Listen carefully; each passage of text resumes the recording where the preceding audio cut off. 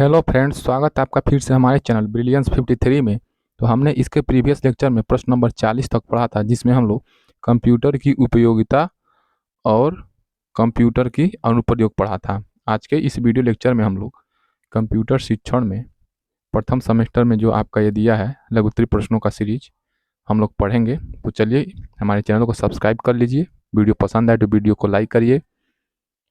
Telegram से जुड़ जाइए, डिस्क्रिप्शन बॉक्स में लिंक है उसका। सारे सब्जेक्ट का प्लेलिस्ट का लिंक भी डिस्क्रिप्शन बॉक्स में है। चलिए शेयर भी कर दीजिए जो भी आपके सहपाठी हैं। प्रश्न नंबर 41, ईमेल एड्रेस कितने भागों से मिलकर बना है? ईमेल, इलेक्ट्रॉनिक मेल, इसका पूरा नाम इलेक्ट्रॉनिक मेल है। ईमेल का स्थानांतरण इलेक्ट्रॉनिक रूप में एक कंप्यूटर से दूसरे कंप्यूटर में होता है। ठीक है, सबका ईमेल आईडी होता है, तो एक जगह से दूसरी जगह क्या करते हैं, ईमेल आईडी के माध्यम से मैसेज होगा या कोई भी डॉक्यूमेंट शेयर करते हैं। जिस प्रकार डाक द्वारा संदेश या पत्र भेजने के लिए हमें उस व्यक्ति का पता ज्ञात होना चाहिए जहां संदेश भेजना है, ठीक उसी प्रकार ईमेल द्वारा संदेश भेजने हेतु हमें उस व्यक्ति का ईमेल या एड्रेस ज्ञात होना चाहिए। ईमेल पते, ईमेल एड्रेस का प्रारूप निम्न प्रकार होता है। देखिए, यूज़र नेम क्या होता है, @host.subdomain.codomain।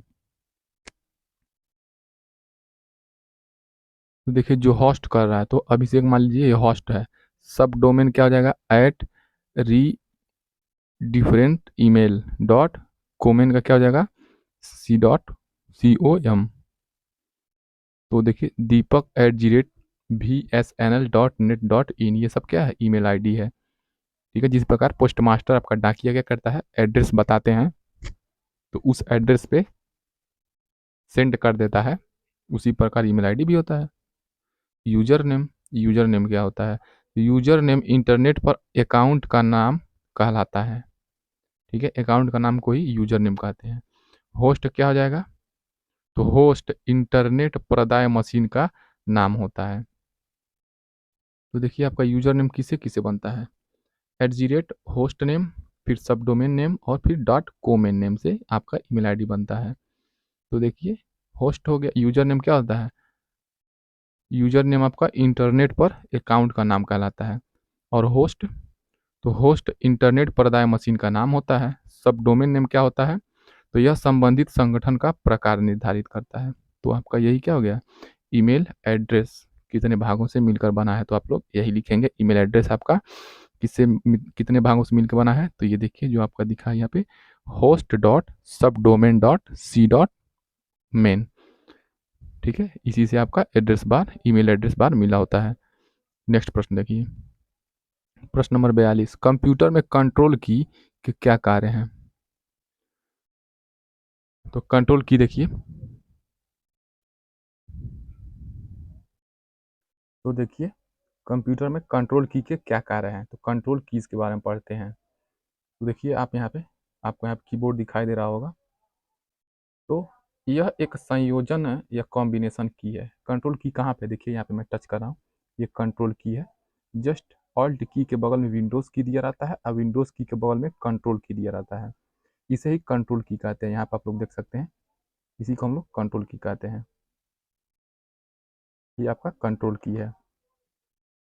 कंप्यूटर पर कुछ कार्यों, कुछ फंक्शन का संपादन करने में कंट्रोल की का प्रयोग या तो अकेले या संयोजित रूप में होता है। ठीक है, या तो इसको एक बार टच करते हैं केवल, या इसको कंट्रोल प्लस आप कोई भी बटन, जैसे W हो गया या 1 हो गया, कुछ भी F1 हो गया, इसका संयोजित रूप में करते हैं।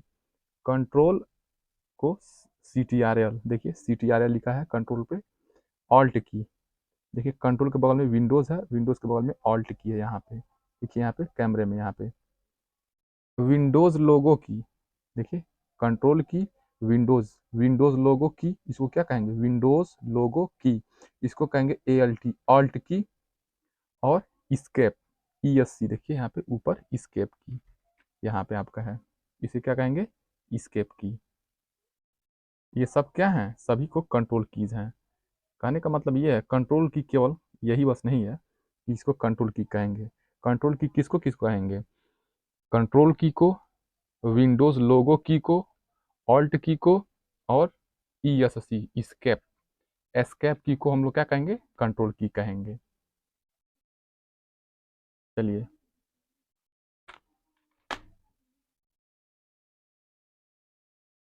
देखिए यहाँ पे नेक्स्ट प्रश्न, प्रश्न नंबर 43, एनालॉग कंप्यूटर क्या है। तो एनालॉग कंप्यूटर के अंतर्गत विद्युत के एनालॉग रूप का उपयोग किया जाता है। ठीक है, इसकी गति कुछ धीमी होती है, इसी को एनालॉग कंप्यूटर कहा जाता है। एनालॉग कंप्यूटर क्या होता है, जब विद्युत के एनालॉग रूप का प्रयोग करेंगे, ठीक है, उसी को हम लोग एनालॉग कंप्यूटर कहते हैं और इसकी स्पीड स्लो होती है। प्रश्न नंबर 44 देखिए, स्कैनर क्या है। तो स्कैनर देखिए, स्कैनर वस्तु अथवा प्रलेख की आकृति को प्रत्येक बिंदु से देखकर कंप्यूटर में प्रविष्ट कर देते हैं। इस प्रिंटेड आकृति को इलेक्ट्रॉनिक रूप में परिवर्तित करके कंप्यूटर में संचय कर लेते हैं, जिन्हें बाद में मिटाया जा सकता है। इसमें आकृति में वांछित परिवर्तन भी किए जा सकते हैं। इसके अंतर्गत स्कैनर में माइक्रो कैमरा भी होता है, जो आकृति को देखता है तथा प्रतिरूप समेटकर इलेक्ट्रॉन में परिवर्तित करके तरंगों को कंप्यूटर में प्रवाहित कर देता है, जहां यह संचय हो जाता है। तो आपका स्कैनर के बारे में हो गया। नेक्स्ट प्रश्न देखिए, प्रश्न नंबर 45, केंद्रीय संसाधन इकाई क्या है, यानी कि सेंट्रल प्रोसेसिंग यूनिट। तो देखिए सीपीयू, सेंट्रल प्रोसेसिंग यूनिट या केंद्रीय संसाधन इकाई। तो निवेश इकाई, निवेश इकाई मतलब देखिए आगत इकाई माने इनपुट, और निवेश इकाई के, निवेश इकाई के माध्यम से प्रविष्ट किए गए आंकड़ों पर प्रयोक्ता द्वारा प्रविष्ट किए गए निर्देशों के अनुसार सेंट्रल या केंद्रीय संसाधन इकाई में प्रक्रिया की जाती है। यानी कि जब आप निवेश इकाई, यानी कि आप, निवेश इकाई मतलब इनपुट, इनपुट इकाई के माध्यम से, तो जो भी आपके पास इनपुट डिवाइसेस हैं, क्या करते हैं, तो इनपुट डिवाइसेस के माध्यम से प्रविष्ट या इंटर करते हैं आंकड़ों को। कोई भी आप प्रयोक्ता होंगे, आपको क्या कहा जाएगा, जो कंप्यूटर चलाएगा उसे प्रयोक्ता कहेंगे। तो प्रविष्ट किए गए निर्देश के अनुसार केंद्रीय संसाधन इकाई में प्रक्रिया या प्रोसेसिंग की जाती है। केंद्रीय संसाधन इकाई को सीपीयू भी कहते हैं। केंद्रीय संसाधन इकाई कंप्यूटर का वह भाग है जहां पर सूचनाओं की गणना तथा उनका विश्लेषण होता है। यानी कि सीपीयू सेम टू सेम हमारे और आपके दिमाग के जैसा है, मस्तिष्क जैसा है। प्रश्न नंबर 46, देखिए प्रश्न नंबर 46 क्या है, केंद्रीय संसाधन इकाई यानी कि सेंट्रल प्रोसेसिंग यूनिट सीपीयू की संरचना को समझाइए अथवा सीपीयू के भागों एवं कार्यों को बताइए। 2022 में पूछा ये प्रश्न। तो देखिए केंद्रीय संसाधन इकाई की संरचना क्या हो जाएगी, तो सीपीयू की संरचना, तो आगत इकाई, यानी कि आगत इकाई मतलब इनपुट इकाई, इनपुट इकाई, निर्गत इकाई यानी कि आउटपुट इकाई, तथा केंद्रीय संसाधन इकाई तथा सेंट्रल प्रोसेसिंग यूनिट सीपीयू के सहसंयोजन से ही संपूर्ण कंप्यूटर निर्मित होता है। यानी कि आप input plus output plus central processing unit, इनसे मिलकर क्या होता है, पूरा कंप्यूटर प्रणाली का निर्माण होता है। कंप्यूटर द्वारा संसाधन या प्रक्रिया करने हेतु केंद्रीय संसाधन इकाई सेंट्रल प्रोसेसिंग यूनिट को भी 3 मुख्य इकाइयों में बांटा गया है। तो चलिए हम लोग देखते हैं कौन से 3 इकाइयों में सीपीयू को बांटा गया है। तो प्रारंभिक स्मृति यानी कि प्राइमरी मेमोरी अथवा मुख्य मेमोरी, प्राइमरी मेमोरी हम लोग क्या कहते हैं, मेन मेमोरी कहते हैं। ठीक है, प्राइमरी मेमोरी। उसके बाद क्या हो जाएगा, नियंत्रण इकाई यानी कि कंट्रोल यूनिट। थर्ड क्या हो जाएगा, अंकगणितीय एवं तार्किक इकाई यानी कि arithmetic and logic unit, ALU. इसको क्या कहेंगे, एएलयू का फुल फॉर्म एग्जाम में पूछ सकता है। तो अर्थमेटिक लॉजिक यूनिट लिखेंगे और हिंदी क्या लिखेंगे, अंकगणितीय एवं तार्किक इकाई। यानी कि सीपीयू क्या होता है, 3 चीज़ों से मिलकर बना होता है। सीपीयू में जब प्रोसेसिंग होता है किसी भी डाटा का या किसी भी इंफॉर्मेशन का, तो सबसे पहले क्या होता है, देखिए कैसे कंट्रोल होता है, प्राइमरी मेमोरी या मेन मेमोरी से, सेकंड आपका कंट्रोल यूनिट से, थर्ड आपका एएलयू से। ठीक है, प्राइमरी मेमोरी, कंट्रोल यूनिट और अर्थमेटिक लॉजिक यूनिट। प्रश्न नंबर 47 देखिए, मैग्नेटिक ऑप्टिकल डिस्क क्या है। तो मैग्नेटिक ऑप्टिकल डिस्क, चलिए पढ़ते हैं। मैग्नेटिक ऑप्टिकल डिस्क, नाम से यह स्पष्ट है, मैग्नेटिक यानी चुंबक, ऑप्टिकल मतलब लाइट से रिलेटेड, डिस्क क्या है, जो आप कैसेट वगैरह देखते हैं। तो देखिए इस डिस्क में मैग्नेटिक एवं ऑप्टिकल डिस्क दोनों के गुण उपलब्ध रहते हैं। नाम में ही काम छुपा है, यानी कि जो मैग्नेटिक ऑप्टिकल डिस्क है इसमें मैग्नेटिक और ऑप्टिकल, मैग्नेटिक मतलब चुंबकीय और ऑप्टिकल मतलब प्रकाशिकीय। तो मैग्नेटिक एवं ऑप्टिकल, ऑप्टिकल मतलब क्या जाएगा, प्रकाश से रिलेटेड होता है, परावर्तन अपवर्तन जहाँ आपने पढ़ा है वही क्या होता है, ऑप्टिकली होता है। तो ऑप्टिकल डिस्क दोनों के गुण उपलब्ध रहते हैं। इसमें ऑप्टिकल डिस्क के बराबर डाटा संग्रहित किया जा सकता है, मतलब स्टोर किया जा सकता है, तथा मैग्नेटिक डिस्क के अनुसार डाटा को बार बार लिखा तथा मिटाया जा सकता है। यानी कि इसमें आपका जो मैग्नेटिक वाला डिस्क है वो क्या कार्य करता है, डाटा को बार बार लिखता है और मिटाया जाता है, किसके माध्यम से, मैग्नेटिक के माध्यम से, मैग्नेटिक डिस्क के माध्यम से। और जो ऑप्टिकल डिस्क क्या है उसके माध्यम से क्या करते हैं, डिस्क के बराबर हम लोग क्या करते हैं, डाटा को स्टोर करते हैं, डाटा को संग्रहित करते हैं। तो आपसे पूछेगा मैग्नेटिक ऑप्टिकल डिस्क में किससे संग्रहित किया जाता है और किससे लिखा और मिटाया जाता है। तो आप बताएंगे कि आपका ऑप्टिकल के माध्यम से क्या किया जाता है, डाटा स्टोर किया जाता है, और मैग्नेटिक के माध्यम से बार बार लिखा और मिटाया जाता है। इसमें मैग्नेटिक क्रिस्टल होते हैं। तो मैग्नेटिक है तो मैग्नेटिक के क्रिस्टल होते हैं, जिनमें बीच में प्लास्टिक की एक परत होती है। इसको पढ़ने हेतु लेजर तथा मैग्नेट पद्धति का प्रयोग किया जाता है। ठीक है, तो यही क्या हो गया आपका मैग्नेटिक ऑप्टिकल डिस्क हो गया। चलिए नेक्स्ट प्रश्न देखिए, प्रश्न नंबर 48 देखिए, सॉफ्टवेयर क्या है, इसके प्रकारों का वर्णन कीजिए, अथवा सॉफ्टवेयर से आप क्या समझते हैं, 2022 में प्रश्न पूछा गया है। तो कंप्यूटर स्वयं कोई कार्य नहीं करता है, इसके कार्यों को प्रोग्राम के द्वारा ही संचालित किया जाता है। कंप्यूटर में बहुत से प्रोग्राम होते हैं जो भिन्न भिन्न कार्यों का संपादन करते हैं। इन प्रोग्रामों को एक संपूर्ण योग को सॉफ्टवेयर कहते हैं। कंप्यूटर क्या करता है, अकेले कार्य नहीं करता, उसमें हम लोग क्या करते हैं, उसे हम लोग प्रोग्राम करते हैं। जैसा हम लोग निर्देश देंगे, जो भी प्रयोग करने वाला प्रयोक्ता है जैसा निर्देश देगा वैसा ही कंप्यूटर कार्य करता है। तो इन प्रोग्रामों में एक संपूर्ण योग को सॉफ्टवेयर कहते हैं। तो सॉफ्टवेयर के प्रकार देखिए, जैसे माइक्रोसॉफ्ट हो गया आपका, MS वर्ड, MS एक्सेल हो गया, इंटरनेट एक्सप्लोरर हो गया, याहू हो गया, मैसेंजर हो गया, ये सब क्या है, सॉफ्टवेयर हैं। इसी को सॉफ्टवेयर कहा जाता है, जो विभिन्न प्रोग्रामों का कलेक्शन होता है सॉफ्टवेयर। तो टाइप्स ऑफ सॉफ्टवेयर, सॉफ्टवेयर के प्रकार देखिए, तो सॉफ्टवेयर मुख्यतः दो प्रकार के होते हैं। एक तो क्या होता है आपका सिस्टम सॉफ्टवेयर, जो आपको कंपनी जब जाएंगे खरीदने, मान लीजिए डेल का हो गया, एसर का हो गया, लेनोवो का लैपटॉप हो गया, कोई भी आईफोन का हो गया, कोई भी लैपटॉप ले रहे हैं तो एक सिस्टम क्या करता है, अपने आप से ही वो सॉफ्टवेयर उसमें अपलोड करके पहले से ही देता है, तो उसे सिस्टम सॉफ्टवेयर कहते हैं। सिस्टम सॉफ्टवेयर प्रोग्रामों के उस समूह को कहा जाता है जो कंप्यूटर को चलाने, उसकी देखभाल करने तथा उस पर नियंत्रण रखने का कार्य करता है। यह कंप्यूटर के साथ ही निर्माता द्वारा उपलब्ध कराया जाता है सिस्टम सॉफ्टवेयर। ठीक है, जो कंपनी होता है वो पहले ही सिस्टम सॉफ्टवेयर लोड करके देता है तब बेचता है। सेकंड, अनुप्रयोग सॉफ्टवेयर, एप्लीकेशन सॉफ्टवेयर।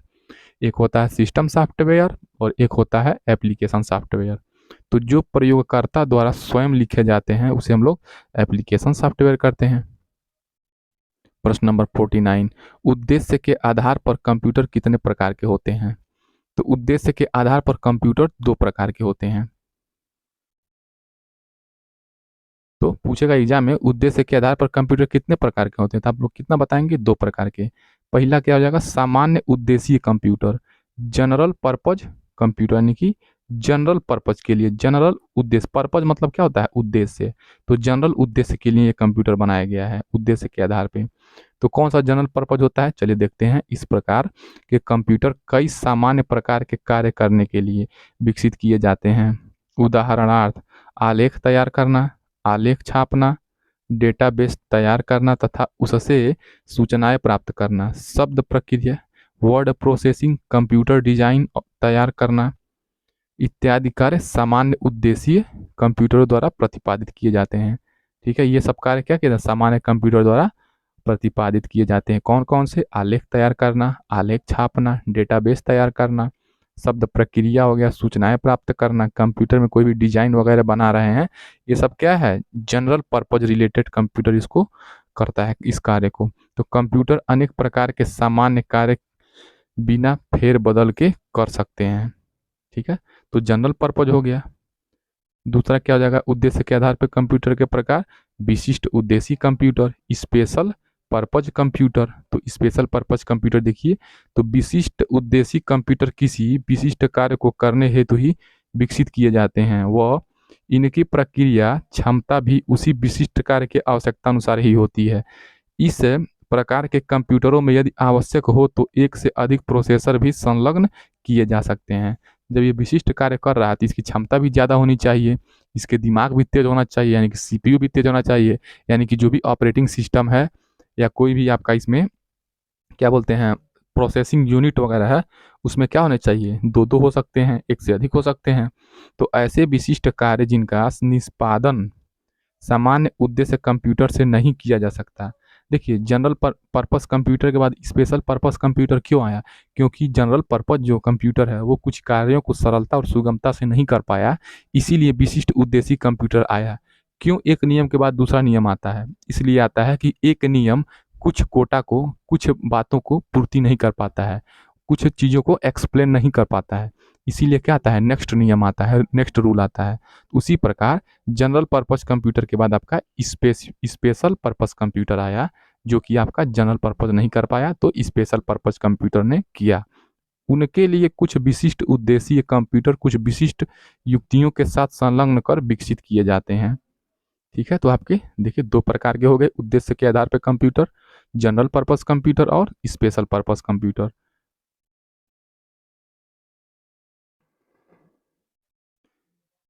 देखिए नेक्स्ट प्रश्न, प्रश्न नंबर 50 क्या है, आकार एवं क्षमता के तथा गति के अनुसार कंप्यूटर को कितने भागों में विभाजित किया जा सकता है। तो आकार एवं क्षमता अथवा गति पर आधारित वर्गीकरण, क्लासिफिकेशन बेस्ड ऑन साइज। ठीक है, साइज एंड कैपेसिटी और स्पीड। तो कंप्यूटर का विभाजन हम किस प्रकार पढ़ेंगे इस प्रश्न में, आकार यानी कि साइज के आधार पर, कैपेसिटी यानी कि क्षमता के आधार पर, या स्पीड के आधार पर। तो चलिए हम लोग पढ़ते हैं। तो आकार एवं क्षमता अथवा गति के आधार पर कंप्यूटरों को निम्नलिखित भागों में विभाजित किया जाता है। पहला, तो आकार एवं क्षमता एवं गति के आधार पर देखिए, पहला माइक्रो कंप्यूटर। माइक्रो कंप्यूटर, तो माइक्रो कंप्यूटर सूक्ष्मतम आकार के कंप्यूटर होते हैं, इनमें माइक्रो प्रोसेसर का उपयोग किया जाता है। देखिए नाम से ही स्पष्ट है, माइक्रो माने छोटा, यानी कि इसमें क्या होता है, ये छोटा कंप्यूटर होता है और माइक्रो प्रोसेसर भी इसमें यूज़ किया जाता है। सेकेंड आपका क्या हो जाएगा, आकार क्षमता एवं स्पीड के आधार पर मिनी कंप्यूटर। माइक्रो के बाद क्या हो जाएगा, मिनी कंप्यूटर। मिनी कंप्यूटर क्या होता है, माइक्रो कंप्यूटर से क्या होगा, थोड़ा सा बड़ा होगा। तो मिनी कंप्यूटर माइक्रो कंप्यूटरों की तुलना में कुछ बड़े या तीव्र तथा महंगे होते हैं। तो माइक्रो कंप्यूटर के बाद मिनी कंप्यूटर क्यों आया, क्योंकि ये क्या होता है, तेज होता है, बड़ा होता है, तीव्र होता है और महंगे होते हैं, इसीलिए मिनी कंप्यूटर आया। Third, main frame computer. तो मेन फ्रेम कंप्यूटर के बारे में पढ़ते हैं। ये कंप्यूटर मिनी कंप्यूटर से अधिक क्षमता वाले कंप्यूटर होते हैं। जब माइक्रो कंप्यूटर मिनी कंप्यूटर का क्षमता नहीं चला मार्केट में, तो उसके बाद मेन फ्रेम कंप्यूटर आया। इन दोनों की अपेक्षा ये क्या था, ज़्यादा सफिशियंट था, एफिशिएंट था। अब देखिए जब micro computer mini computer main frame computer भी नहीं एडॉप्ट कर पाया, तो चौथा आपका क्या आया, सुपर कंप्यूटर। तो सुपर कंप्यूटर सबसे अधिक गति संग्रह क्षमता, इसकी स्पीड भी क्या थी, फास्ट थी। ठीक है, इसको कहते हैं कंप्यूटर के लैंग्वेज में रिफ्रेशिंग रेट। इसको कहते हैं संग्रह क्षमता, कैपेसिटी, स्टोरेज कैपेसिटी हो गया। प्रयोक्ता वाले कंप्यूटर हैं, इनमें कई सीपीयू होते हैं जो समानांतर क्रिया करने में सक्षम होते हैं। इन कंप्यूटरों में नॉन वान न्यूमैन पद्धति का प्रयोग किया जाता है। तो सुपर कंप्यूटर में क्या होता है, नॉन वान न्यूमैन पद्धति का प्रयोग किया जाता है। सुपर कंप्यूटर में अनेक संसाधन प्रणालियां उपयोग की जाती हैं, यानी कि सुपर कंप्यूटर में एक से अधिक सीपीयू, एक से अधिक प्रोसेसिंग यूनिट्स लगी होती हैं, क्योंकि ये क्या कर रहा है, ये ज़्यादा तेज है, हर कार्य को करने में जल्दी से करता है। सुपर नाम से ही स्पष्ट है, सुपर कंप्यूटर। जब सुपर कंप्यूटर है तो इसका दिमाग भी तेज होगा, तो दिमाग तेज चाहिए, तो जो जितना तेज होगा उसे उतना ही क्या होगी, उसके दिमाग को कार्य करने के लिए फास्ट होना पड़ेगा। तो उसी प्रकार कंप्यूटर में जब सुपर कंप्यूटर होगा तो उसमें अनेक सेंट्रल प्रोसेसिंग यूनिट्स लगी होती हैं। प्रत्येक संसाधक समानांतर प्रक्रिया करता है।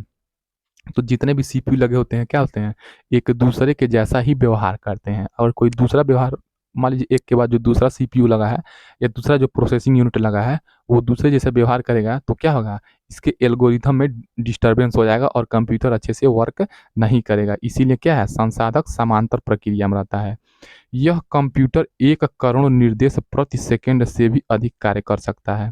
तो सुपर कंप्यूटर की सबसे बड़ी खास विशेषता ये है कि 1 करोड़ जो भी इंफॉर्मेशन है वो क्या कर सकता है प्रति सेकंड, यानी कि 1 सेकंड में 1 करोड़ निर्देश को क्या कर सकता है, ये प्रोसेस कर सकता है।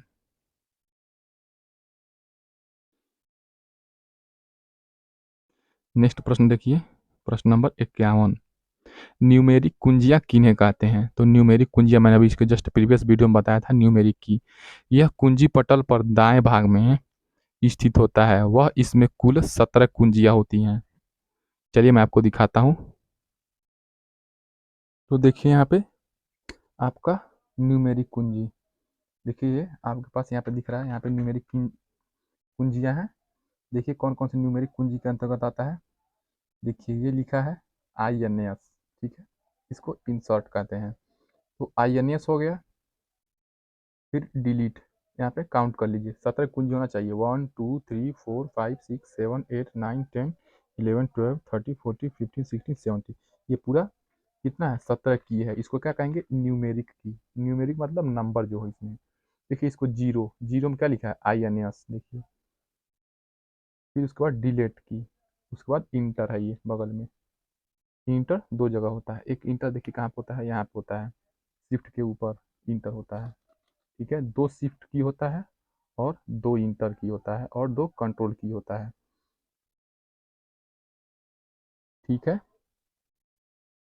और देखिए इसमें 0 से 9 तक के अंकों की कुंजियाँ होती हैं। तो 0 से 9 तक यहाँ पे देखिए, 0 हो गया, 1 हो गया, 2 हो गया, 3 हो गया, 4 5 6 7 8 9, ठीक है। ये 0 से 9 तक की कुंजियाँ हो गई,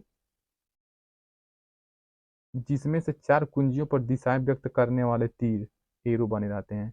देखिए इस पे भी एरो बना है, ये पेज को नीचे करने के लिए, पेज डाउन, ये पेज अप करने के लिए, ठीक है। ये माउस का जो कर्सर चलाने के लिए इससे हम लोग यूज़ कर सकते हैं कभी कभी।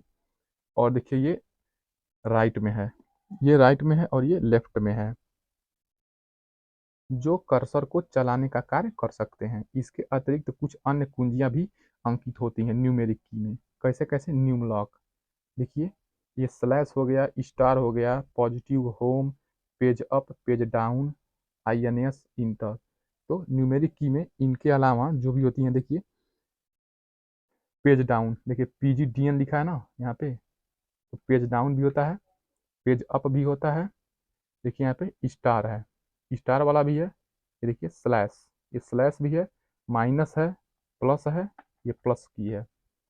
इंटर हो गया, और देखिए 0 पे INS लिखा है, तो इसी को हम लोग क्या कहेंगे। और देखिए यहाँ पे होम, होम लिखा है, होम, ठीक है, ये होम की है। और देखिए जो न्यूमलॉक यहाँ पे लिखा है, यहाँ पे देखिए न्यूमलॉक आपका, ये यहाँ पे देखिए एक बार दिखाई दे रहा है, कैमरे में देख सकते हैं आप लोग, न्यूमलॉक, इसी को हम लोग क्या कहेंगे, न्यूमरिक की कहेंगे, ठीक है। इस प्रकार हम लोग न्यूमरिक की को पढ़ लिए एग्जाम्पल प्रैक्टिकली। नेक्स्ट प्रश्न हम लोग पढ़ेंगे नेक्स्ट वीडियो से। तब तक हमारे चैनल को like share subscribe, DLED first semester वाले प्रशिक्षुओं के साथ इस क्लास को शेयर कर दीजिए। मिलते हैं नेक्स्ट वीडियो में नेक्स्ट प्रश्नों के साथ। तब तक जय हिंद दोस्तों, सब्सक्राइब करना ना भूलें।